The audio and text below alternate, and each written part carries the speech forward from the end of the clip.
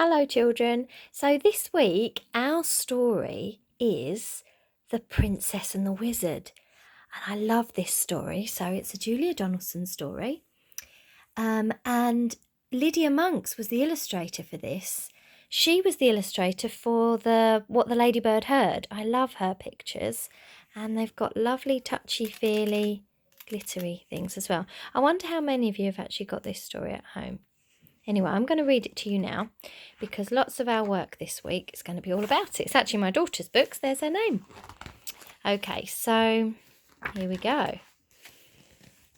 It was Princess Eliza's birthday. She was just blowing out the 7 candles on her cake when a wicked wizard flew down the chimney and into the room. "Why didn't you invite me to your party?" he thundered. "Because wicked wizards like you like turning people to stone," replied Princess Eliza. Look at a nice cake. "So they do," said the wizard, and with a flick of his bony fingers, he turned the king, the queen, and all the other party guests into stone. Then he laughed a horrible laugh and said to Princess Eliza, "They like capturing princesses too." Uh-oh. Just then, there was a whirring of wings, and in through the window flew the princess's fairy godmother. She was late for the party. But when she saw what had happened, she waved her wand and said, "The princess may try 7 times to escape by changing her colour and changing her shape." The wizard just laughed his horrible laugh and said, "Ha ha ha, changing her colour and changing her shape will never help Princess Eliza escape." And then he snapped his bony fingers again and turned the fairy godmother to stone. Oh no. Poor Eliza. The wizard whisked the princess up the chimney and carried her away to his tall, dark castle. He locked her into the cellar, where she cried herself to sleep. The next day was Monday. The wizard unlocked the cellar door. He was holding the big red book which contained all his magic. "This is your first chance to escape," he said. "I shall count to 100 and then I shall come and find you." He opened his book, closed his eyes and began to count. Princess Eliza ran outside. The moat of the castle shone blue under the blue sky. She jumped into the water and turned herself into a blue fish. 98, 99, 100. The wizard opened his eyes and looked in his magic book and read, "To find where Eliza is hiding from you, look in the moat for the fish that is blue." He fished Eliza out of the moat and took her to his kitchen, which was full of blue plates and pots and pans. They were all covered in dried up food. "So you like blue, do you?" he said. "Then set to work and wash." And he locked her in. Oh, poor Eliza. On Tuesday morning, the wizard unlocked the kitchen door. He looked at the clean plates and pots and pans and grunted. "Chance number 2, he said. Then he opened his book, closed his eyes and began to count. Quick, Princess Eliza ran to the farmyard. She turned herself into a yellow chick and hid in some straw. There she is. I love that she's still got the eyelashes there. But the wizard read in his book. Oh, he's a cheater. "The straw in the farmyard is yellow and thick. Princess Eliza's disguised as a chick." He scooped Eliza up and took her to the cupboard, which was full of yellow socks. Ew, they all had holes in them, made by his pointy toenails. So you like yellow, do you? Then set to work and darn. And he locked her in. If you have to darn, she's going to have to sew patches over all of those socks so that there's no more holes in them. That would take a really long time. Look at all those socks. On Wednesday morning, the wizard unlocked the cupboard door, looked at the darned socks, and grunted. "Chance number 3, he said, and he opened his book, closed his eyes, and began to count. Princess Eliza ran to the meadow. She changed herself into a green grasshopper and hid among the grass blades. The wizard read in his book.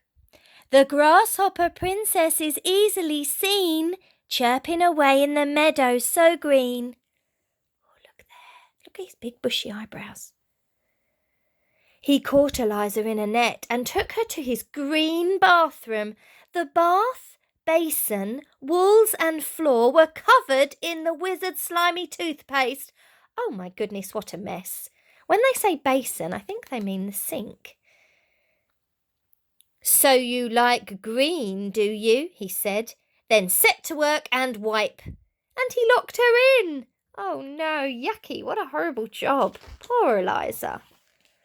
3 more days went by, and each day the princess tried to escape. On Thursday, she turned herself into an orange fox and hid in a pile of orange leaves. On Friday, she turned herself into a purple butterfly and fluttered among some purple flowers. Beautiful. On Saturday, she turned herself into a black cat and lurked in a black tunnel. Oh, look at her lovely curly tail. That reminds me of a lovely Oh, look at those bats there. Oh dear. But each time the wizard found her and gave her more work to do. Poor Eliza. On Sunday morning, the wizard came to the roof where Eliza had been scrubbing the sooty chimney pots. Instead of grunting, he laughed his horrible laugh. This is your last chance, he said. If I catch you this time, you must stay and work for me for the rest of your life. And then he opened his book, closed his eyes, and began to count. Princess Eliza turned herself into a white gull and flew into a cloud. But as she hovered above the roof where the wizard was still counting, she saw words forming on the page of his open book. "Oh, that's how he finds me," she cried. "I shall never escape." Think, Eliza, think. Then she had an idea. She turned herself into a page of the wizard's book. A perfectly blank white page with no writing on it. Ha ha ha. So he won't know where to find her. 98, 99, 100. The wizard finished counting and began to read his book. The princess turned into a bird in the sky. She hid in a cloud. Then she had one more try. But that was the end of the page. The wizard turned over to read more, but there was no more. The next page in his book was blank and white. We know that's Eliza. Oh no, he flew into a rage. Oh my goodness, he's so angry. Rah! Look at that at top of his tower. In the turret. You stupid book! Oh, he shouted and he hurled it into the moat. The book landed with a splash and sank to the bottom, and all the wizard's magic was gone. At that very moment in the palace, the king and queen and all the party guests came back to life. But where is Princess Eliza? They asked. They're looking for her. Nobody knew except the fairy godmother. She only smiled and said nothing. She's given us a little wink. She knows. Princess Eliza had turned herself from a white page into a blue fish and was swimming to the edge of the moat. Go, Eliza, go. She turned herself into a yellow chick and ran across the corn in the farmyard. Go, go, go. She turned herself into a green grasshopper and hopped over the grass. Go, Eliza. She turned herself into an orange fox and raced through the orange leaves. She turned herself into a purple butterfly and fluttered over the purple flowers. She turned herself into a black cat and streaked through the black tunnel. She then turned herself into the white bird and flew all the way back to the palace and in through the window. She perched on a chair at the tea table and changed herself back into a princess. Oh, what a good girl. The king and queen all the party guests hugged her. What a relief.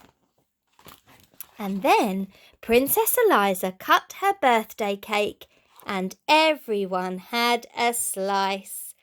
That looks super tasty. Well done, Princess Eliza. That's the end of the story. I hope you liked that. What was your favourite thing that she turned into?